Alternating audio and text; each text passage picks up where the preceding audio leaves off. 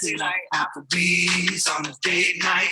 Got that Bourbon Street steak with the Oreo shake and some whipped cream on the top. Okay. This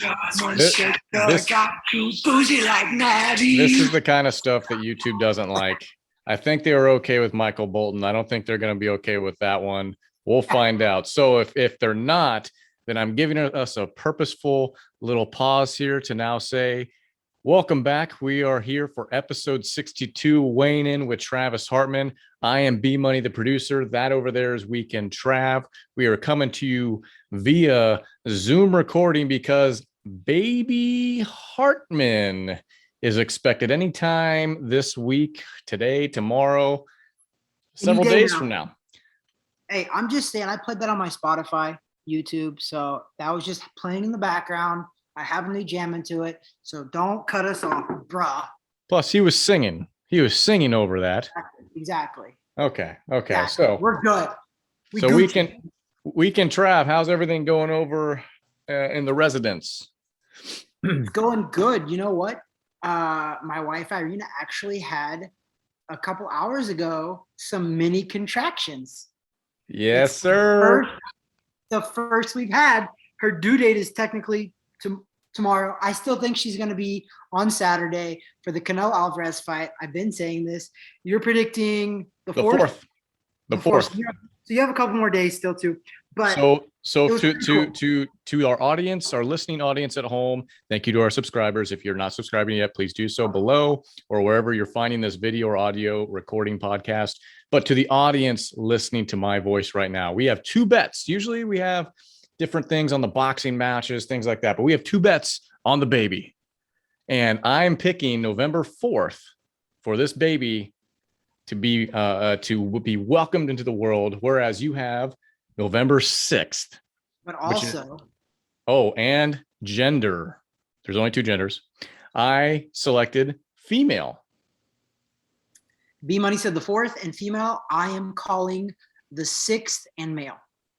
Okay, so we'll see. So speaking of November 6th, Weekend Trav, Showtime pay-per-view, 9 o'clock Eastern. There's going to be some pre-card stuff too, but 9 o'clock Eastern is when the main card starts. That's going to be Canelo Alvarez taking on Caleb Plant out in Las Vegas, November 6th, this weekend. We're talking about it now. We're giving our prediction after we talk about it. Weekend Trav, let's have a run at this thing. What are you thinking here on Canelo Alvarez taking on Caleb Plant this weekend? This is a great fight, and I made a mistake, which I never do, and I always tell people not to watch the build-up to this fight because you'll get emotional. So Showtime has this thing called All Access, and they go in the training camps of Canelo Alvarez and Caleb Plant and follow them around. And the second episode just came out, I think yesterday actually, or Saturday maybe. So I've been watching that, and it's just so hard not to root for Caleb Plant. The guy has such a good story, and he's got such conviction and passion that you just, and he actually, to be fair, can fight. He can. So that's why I made the mistake of watching it. So it's just tough because Caleb Plant's story, I think that both of these guys, Canelo and Caleb Plant, have great stories. And I think in another life, they would have been really good friends because they have very passionate, good, hard stories. Like they both didn't have easy lives. They grew up and they overcame a lot to be where they're at today, and Caleb Plant's 28-0, world champion, had a kid die, promised his kid is an infant child, promised the child that he'd become world champion, and he did. He took the belt to the child's grave, and put it there. I knew all this before the Canelo Alvarez fight because Caleb Plant's been a world champion now for a little bit, a couple of years maybe. But it's a great story, but unfortunately, the story can't fight for you. So I think Canelo Alvarez is going to win this fight. I do think that Caleb Plant is just slick and tough enough that he is going to take this fight a long ways. I'm going to call 11th round knockout for Canelo Alvarez. Okay. I'm going deep waters here because I just think that Caleb's just got enough of a hard head, enough of a talent. He's very slick. He's got a long jab. He's a little taller. If he's smart, he will use all of that, and I think it'll stretch this fight out. But B-Money, I also thought that Billy Joe Saunders was going to give Canelo a better fight, and in spurts, he was Yeah, he did in spurts, but he got his eye socket shattered. So I think that Canelo's going to go win 11th round knockout. I think he wins for sure. The knockout is going to be, if he does it, it's going to have to be something special because I don't think Caleb Plant's a pushover. So, and I think Caleb Plant has got very good defense. He's got very good ring IQ. So he is going to make this a tougher fight. But Canelo, this is the first time I've ever seen him actually very angry and pissed off. And he is. So he's going to go for it. And I hope it doesn't cost him by going for it. But he's a veteran. I don't think it will. I think his he said it multiple times too. He's just like, hey, I know Caleb Plant is very good. I know Caleb Plant is prepared. And I know Caleb Plant's going to bring it. He says, but so am I. So that's my prediction. What do you got, B-Money? All right. So those marketing geniuses over at Showtime Pay-Per-View, I tell you what, they know how to sell fights. Not that they need to, because Canelo is such a massive draw for not only pure boxing fans, but just sports fans know the name. So there's going to be eyeballs on this pay-per-view this weekend. Plus, I think it's for the most part kind of a slow weekend on other stuff too. World Series is probably over by then and all sorts of stuff for whoever watches baseball. I don't, but it is what it is. So marketing genius. Yeah. Well, I'm going to go that way too. There's probably like a very small blip right around Texas somewhere that actually want the Astros to win. Because aren't they the team that cheated or did something like a couple of years ago? They did. They actually got busted and caught and penalized for stealing signs, but they're clearly good because they're there again. Whatever. So they're clearly good. It's baseball. I don't pay attention to that sport at all. So whatever. So this fight, Showtime's done a good job. They want to market this thing. They're going to give everyone sob story and really put the emotion behind it for both fighters and the fans. But you know what, Weekend Trav, we said it from the start when we first started talking about this. We're going to be on the same page. Maybe not necessarily the round, but we're going to be on the same page, which is why this doesn't really count on our record. So I'm actually taking Canelo 8th round TKO. Okay. So I think it's just going to be ultimately too much. I mean, this guy is the pound for pound best fighter in the world for a reason. He continues to show it. He's fought about 100 times this year already and continues to show it. So I wouldn't be surprised if he has 2 more fights by the end of the year, and we're already in November. So I'm taking Canelo, definitely. I'm taking a little earlier than you, 8th round, because I think the early rounds are going to be pretty well contested, but I think he's just going to wear him down over the 6th and 7th, and we're going to see it finish up in the 8th. But, ultimately, he's going to win regardless. So that's my prediction. Weekend Trav's prediction of the 11th round KO for Canelo, and myself, the 8th round. I'm saying 11th round stoppage. I don't think he's going to knock him out cold. I'm saying 11th round stoppage. Okay, so stoppage. Yeah, so pretty much kind of a same story then. So you're taking 11th, I'm taking 8th. That is the prediction. It's going to be a good fight. I don't know what else is on the card, but that's going to be a good fight. So Anthony Burrell is on that card, who is a former world champion himself. He's on that card facing, I forget who he's facing. He's facing somebody really good. Forget the name. But otherwise, let's be honest. People are buying that because they want to see Caleb Plant and Canelo Alvarez. So it doesn't really matter who else is on the card. No offense, because those guys are all, I've been on the opening card of a pay-per-view before, so they're all good and they can fight. But this fight's got a lot of hype behind it, and there's a reason why people are buying it, and it's mainly for the main events. All right, so Weekend Trav, I don't want to walk out of this conversation of Canelo Alvarez, Caleb Plant, and basically say, Caleb Plant, thanks for showing up. You get nothing. But I feel like he does get something. You want to know why that is? Why? This week, he is walking away with the coveted Beardsman of the Week. Don't even see. I don't even know if we're allowed to do this anymore. I can't. But no. Remember last year we did it, and it was No Shave November for Men's Health. We stuff. You did it. I say we as in part of the podcast. We are now a we, whether you like it or not. We are a we, and You did it last year. I didn't. I don't know why. This year, I really don't even know why this is happening, but I just did it today. And your beard is phenomenal. And I'm glad you're not going to shave it. It's doing weird stuff. It starts to get longer and it flips out, and I get a little like Jewish curl here. I don't know what it is. I love it. So Weekend Trav's talking about No Shave November. It's not as big of a thing as it was a couple of years ago, but really awareness to men's health. Last year, I shaved all my facial hair off and started from scratch and grew it back out all during the month. I thought Weekend Trav was going to do the same thing, and he never did, because I wanted to bring awareness to men's health and cancer, anxiety, all these things.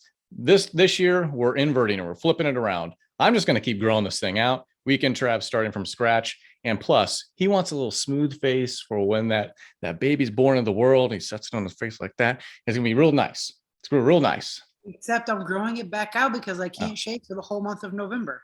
That's a good point. Well, men's health awareness, folks. November 1st, we are here. So going back to what we were talking about, Caleb Plant, you're not going to win the fight. However, you're going to win Beardsman of the Week this week.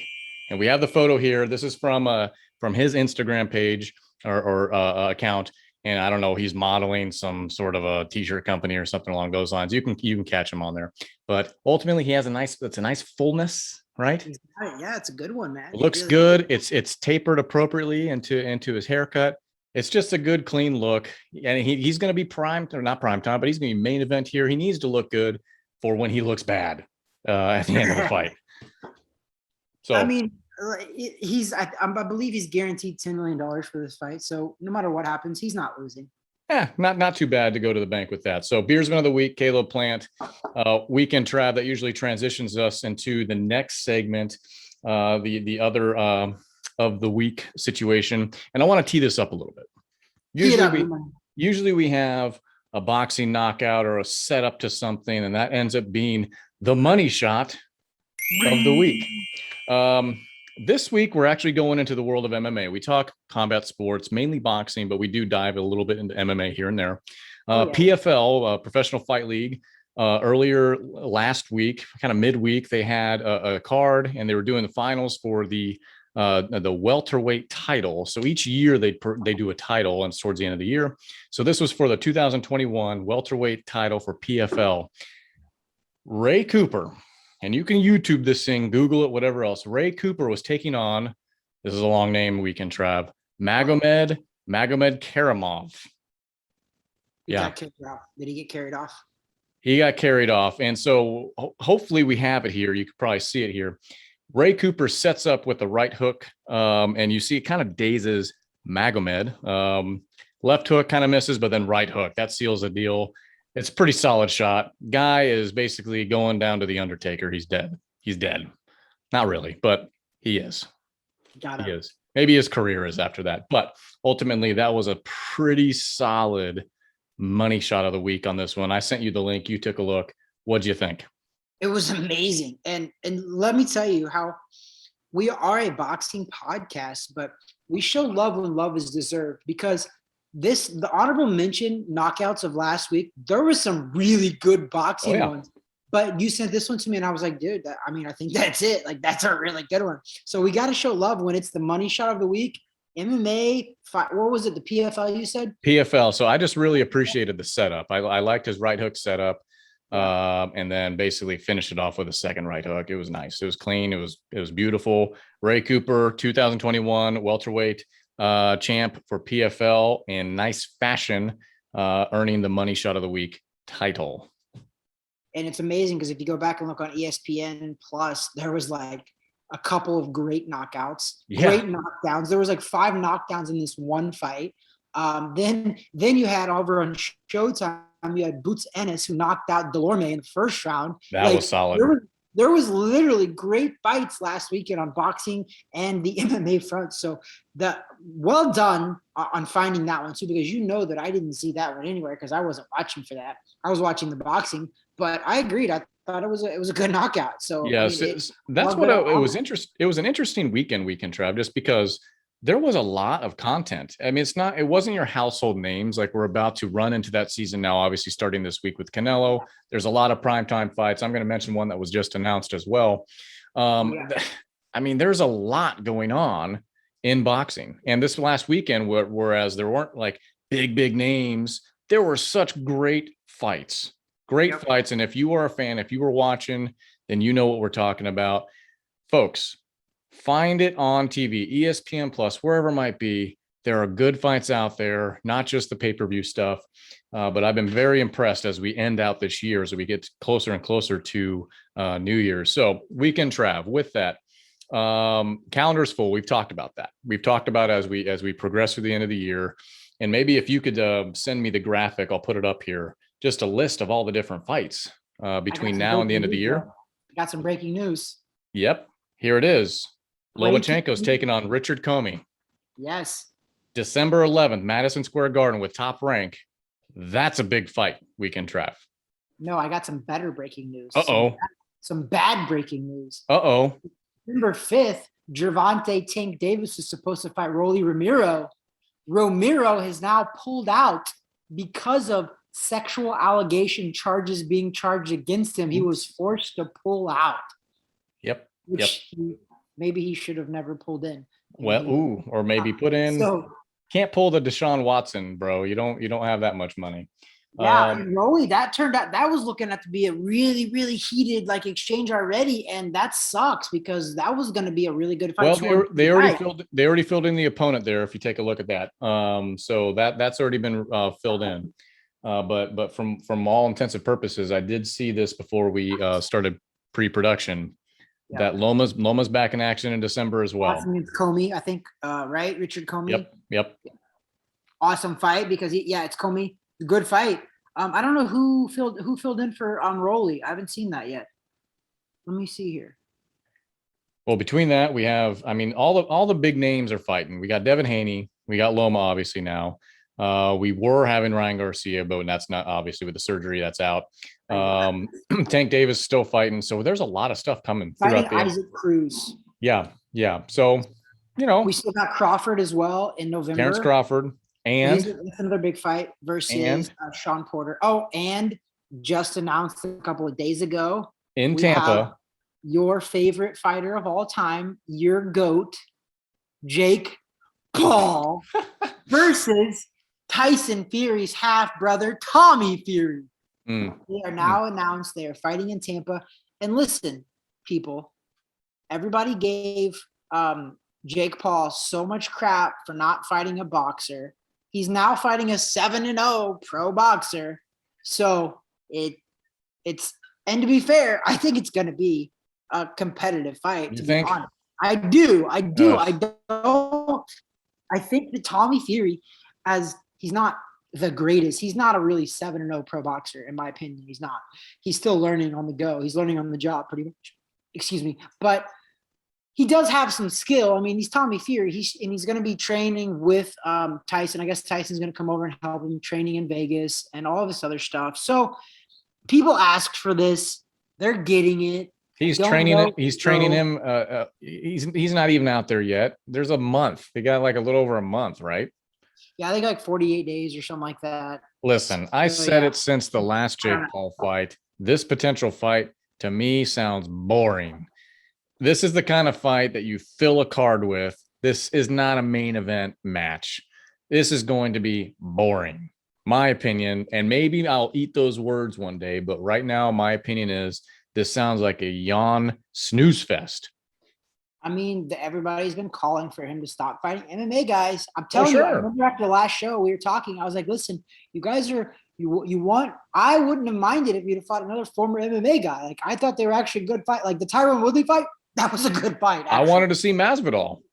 Yeah, so I people kept calling for it, and I was like, it's gonna happen. I'm telling you, he's gonna end up fighting Tommy Fury in his last fight. I think if I can dig back a couple of our episodes, I was like, I think he's gonna fight Tommy Fury next. No, we've been saying that for a long time, and especially with their altercation, it's just, Tommy Fury had a dud of a fight on the undercard of Woodley versus Jake Paul. He had a dud of a fight. It was a boring fight. He looked like crap. He won a 4-round decision over a guy that is 1-5 or something, I think, or 1-1 or something was his pro record. So but here's the deal. Jake Paul sells Tommy Fury is a good-looking dude. He's 7-0. They're gonna play him up like he's a real boxer, and it's gonna sell. It is, and that's what's unfortunate about it. But it's gonna sell, and it's only gonna be an hour and hour and 15, hour and a half minutes from us. So hopefully, we can get BJ and be his trainer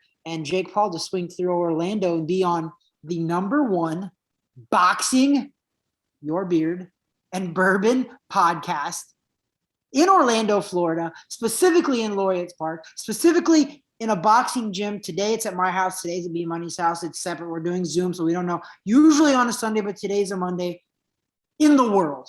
And we're filming on Monday. But yeah. On Monday. So we'll see about that. We'll put the feelers out there. I know that's coming. The calendar itself looks pretty good as we enter November.